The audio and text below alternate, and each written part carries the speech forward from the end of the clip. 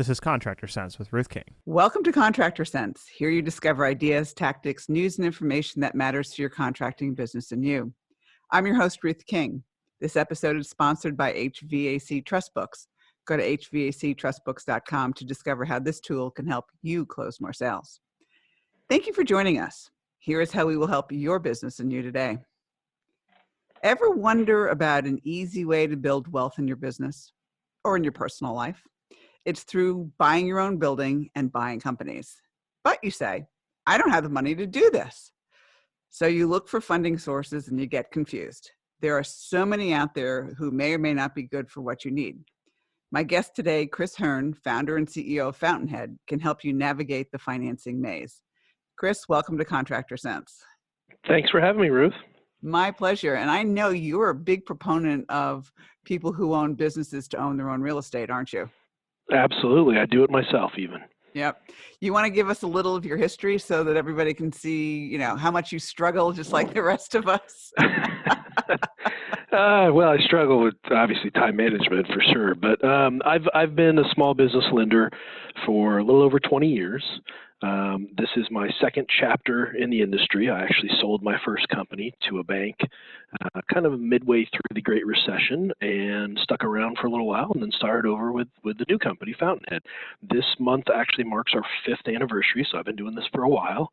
I think I've approved, thank you, I've approved and closed myself, closing in on about $2.3 billion worth of projects in that time. My management team, however, and myself, were pushing about $24 billion in total. So we were a national direct commercial lender. We've been doing this collectively for, I think we lost track, Ruth. I think it's like 127 years total or something, and it's a lot. We've helped thousands of business owners. We love what we do. We're very passionate about it, and we think it's absolutely an overlooked wealth creation strategy for business owners. Yeah. And, it's not only real estate, but so for those of you who are thinking, okay, it's only real estate, I'm going to stop listening to this. It's not. Yeah. It's basically helping small business owners build wealth.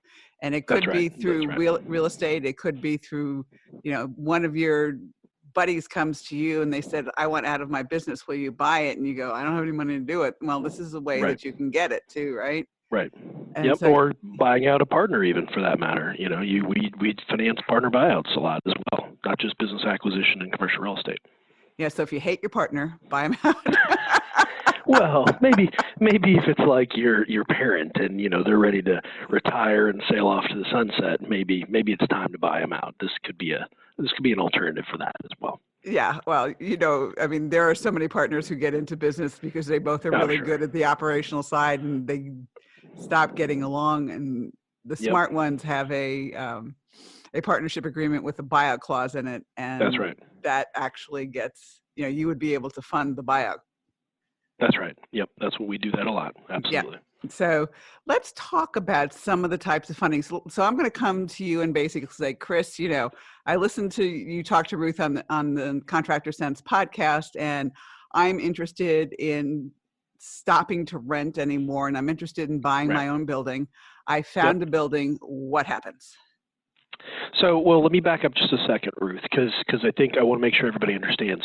We compete against banks and credit unions who, let's be real, they, do an maybe an adequate job of financing the kinds of things that we're talking about. But we're specialists. This is all we do. So we don't have any other banking products or services. I'm not trying to get people to move their deposits to us or give them a line of credit or take over their payroll or their 401k or insurance and all the other stuff that banks and credit unions do.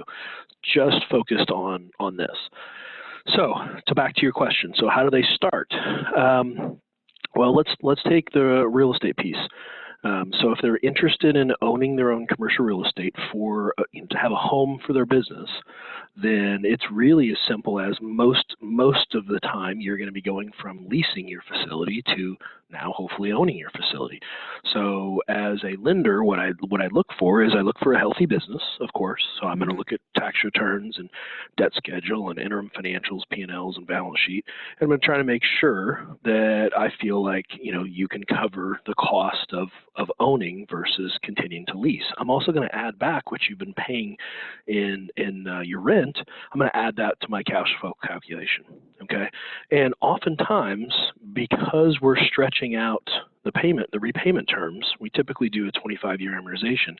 Between that and near the historic low on interest rates, oftentimes people are surprised that they can own actually cheaper than they can continue leasing. And when you own, you don't have rent escalators every few years, which is very, very common with commercial leases. So that's how we kick off the process. We want to make sure it makes sense, cash flow positive. Oftentimes we surprise people to the upside, which is, hey, you've been paying $10,000 a month in rent, and now it's going to be $8,200, and now you actually own the building, you're your own landlord, and you're building equity in an appreciable asset. So that makes a big, big difference in people's lives. Yeah, a lot of times when you're going from 10,000 to 8,200, it's more like 10,000 to 6. Well, that's true. Yeah. Yep. It's amazing because you're stretching out to 25 years. And so it's not like, lease payment, goes up, every 2 or 3 years, and you negotiate the lease, and you've got something that is an appreciable asset, and then it goes from there. So is it SBA financing? Is it all, government financing? How does it work? Yeah, I do SBA financing as well as non-SBA financing. So I'm probably most well known for SBA 504 loans around the country. I've kind of been the evangelist for that for 20 some years. I've testified before Congress a couple times. I've written the only book about it. I've been in tons and tons of newspaper and radio and TV and everything else. So that's what I'm mostly known for. We also have a conventional product where, believe it or not, I actually refinance out a lot of SBA loans. And last but not least, we are now one of 14 non-bank lenders who are licensed by the federal government to actually do SBA 7A loans. Those are the loans that are oftentimes used for business acquisitions, partner buyouts, working capital, business debt consolidation, things of that nature. So we're one of only 8 for-profit entities that can do that besides banks and credit unions. So it's our specialty, and that business is blowing and going right now. And we really got into it because we had so many clients that historically we could only finance their commercial real estate, and they wanted more from us. They're really pleased with our service level, our expertise, our speed. And so we spent 2.5 years going through getting approved by SBA to buy one of these licenses. Yeah, and they want your firstborn child, from what I understand. Oh, they know my conduct grade in 4th grade. Yeah. Absolutely. And the 504 loans are basically just for real estate, correct? They are, although you can do them for heavy equipment as well. Although that's fairly unusual. Most of the time it's for owner-occupied, owner-operated commercial real estate. Okay, cool. All right, when we get back from break, we're going to talk through, I want to buy out my parents. I want to buy out my partner who's driving me crazy. Or I want, my friend came to me and said, buy my business. Can we talk about that after the break? Absolutely. Love to. All right. Thanks for listening to Contractor Sense. We will be right back. I've seen my clients' salespeople struggle when a customer asks why they should use your company rather than the competition when your price is higher and you both are proposing the same equipment. I've seen technicians struggle when customers ask them whether they should replace an 18-year-old air conditioner. And most salespeople and technicians never ask the one question that most customers are concerned about, yet never ask. Can I trust you? I found a tool that gives your salespeople and technicians the ammunition to answer this question and more. And the tool works. How do I know? 68% of my clients are using it to increase sales and referrals. What is it? A trust book with your name on it as the author. More details are at hvactrustbooks.com. Warning, there is only one contractor per area that can get these great books. Some areas are already taken. They've gone to my clients. If you want your area and want to have a tool for your salespeople and technicians to increase referrals and sales, then go to hvactrustbooks.com now and reserve your area. Eliminate costly warranty leak repair headaches. 3 years ago, Ruth King wrote a leak policy letter for one of her clients who was dealing with huge warranty leak issues. When she gave the letter to technicians and trained them on how to use it, warranty leaks went from 0, that's right, 0. Then, she gave the letter to one of her other clients and any contractor who wanted it. The results? The same, 0 warranty leak repairs. The unexpected benefits? An increase in replacement sales. Ruth shares this letter with anyone and everyone who wants it. So, get your sample leak policy letter for free. No strings, no catches, no guaranteed results. Go to hvacchannel.tv or call us at 877-520-4321. Click on the link in the middle of the homepage to get your free leak policy letter. I hope you experience zero warranty leak repairs and eliminate a major costly headache. We're back. Thanks for listening to Contractor Sense. I'm here with Chris Hurn, who is the CEO and I guess founder too of Fountainhead, correct? I am, yes. So you decided that being in the banking world after selling your business was not a whole lot of fun. I get it. Not especially. No. I think there's a better way to do it, and I'm pretty entrepreneurial, and that's not always the best fit in a heavily regulated environment like banking. No, it's not. I mean, you and I are both very, very entrepreneurial, and we would chafe, let's put it that way, at being in the corporate world. That would drive me absolutely insane. Well, I was many years ago. I worked for GE Capital and Heller Financial, but yes, I much prefer running my own show and everybody hustling and not having any office politics and drama and really enjoying what we do. Yeah, absolutely. And we decided, we talked about before the break that we were going to talk about real estate before the break, and now we're going to talk about buying out partners and everything else like that. But I want to bring up one thing is you often can do things that banks screw up, correct? Oh yeah, I'm called regularly. In fact, on one of the deals that you know intimately, I was called in at the last minute, and when the borrower thought it was a done deal, no problem, and I said, well, give me a ring if something goes sideways. Sure enough, it goes sideways. Mm-hmm. I have saved so many deals that, and it's really horrible it happens like this, Ruth. But so many times, bankers, my competition, they walk people down the aisle, and right when they get to the altar, they bail on them. It happens all the time. Usually doesn't happen for a good 5, 6, 7 weeks, and then it occurs. And fortunately, unfortunately, we're tasked with coming in, saving the day, usually with only a couple weeks left on the contract. So we can't dilly-dally, but it's, it's just unfortunate to see that. I mean, we appreciate that people have have the trust in us to do that, and we certainly do all we can. But I just, I wish that we didn't have that dynamic occur. I think a lot of bankers, I think this comes from, they're corporate types, and they maybe don't have the ultimate accountability like you or I do, or some of your listeners, where, we're signing the front of the checks, not the back of the checks. And that makes a real big difference. And, I always tell my people, I said, we don't confuse activity with results. We only get paid when we get results, which is how it usually is in the entrepreneurial world. And so we're not going to try and stuff a pipeline or convince somebody to go down the path with us only to, ultimately say no to them. But we looked for appearance's sake. We were doing the right activities to try and get them there. We don't have time for that. No, you don't play games. I don't play games. No. Yeah, no. That's the general idea. Okay, so I wanted to bring that up just so that everybody understands that if a banker just screws it up at the last minute, you can call Chris, and he might be the white knight on the white horse. Not a miracle worker, but yes, I do occasionally get close to a miracle. Sure. Coming in and saving the day.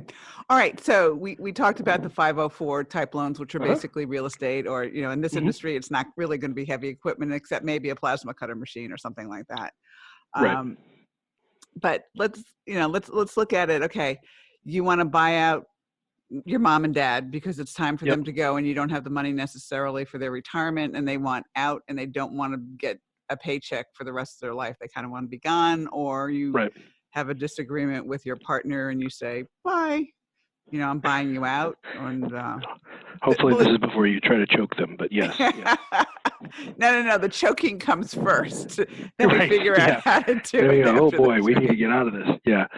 So what I do in those situations is, first of all, when a business goes to sell, so you could be on the buying side of a business acquisition, or you have a transaction where you're trying to buy out a partner, right, or someone else who's ownership. Those are not typically financeable by a conventional bank. It just for among other reasons, there's not really any collateral there oftentimes, okay? And so bankers shy away from that in general, okay? So that usually leaves either cash, which not everybody has, or seller financing, which not everybody wants. So we are a good alternative to all of that in that we provide what's called SBA 7A loans in those situations. Now, SBA requires us to get at least 10% down payment. However, half of that can be seller financed, okay? And we can have more in the seller finance category as well, but oftentimes that's what you're looking at in those situations. Typically on a business acquisition, 90% financing.